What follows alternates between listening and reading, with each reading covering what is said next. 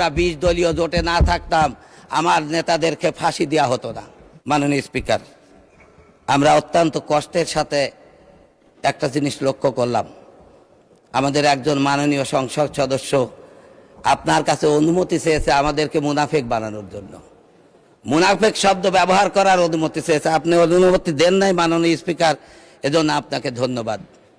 কিন্তু আপনাকে আমি স্মরণ করিয়ে দিতে চাই, 91 সালে মাত্র 18 জন সংসদ সদস্য নিয়ে জামাতে ইসলামী তাদেরকে নিঃস্বার্থভাবে সরকার গঠন করার সুযোগ করে দিয়েছিল।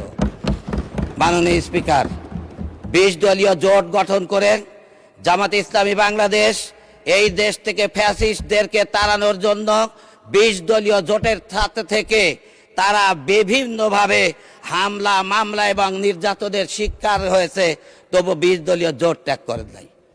মাননীয় স্পিকার, ফ্যাসিস্টদের চরম চাপের মুখে 20 দলীয় জোট ত্যাগ না করে সীসা ঢালা প্রাচীরের মতো আমরা থেকে এই দেশ থেকে ফ্যাসিস্টদের তাড়ানোর সকল আন্দোলনে সকল সংগ্রামে আমরা জেল কেটে আমরা হাজত কেটে 20 দলীয় জোটে শরিক ছিলাম। মাননীয় স্পিকার, কিন্তু দুঃখ হয় যখন ওনারা আমাদেরকে মুনাফেক বলতে চান।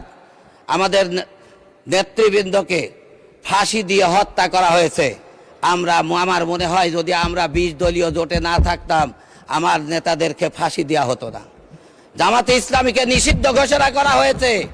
যদি আমরা 20 দলীয় জোটে না থাকতাম মাননীয় স্পিকার, জামাতে ইসলামী বাংলাদেশ থেকে নিষিদ্ধ হতো না।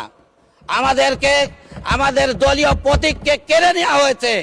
আমরা 20 দলীয় জোটে না থাকলে আমাদের প্রতীককে কেড়ে নেওয়া হতো না। মাননীয় স্পিকার।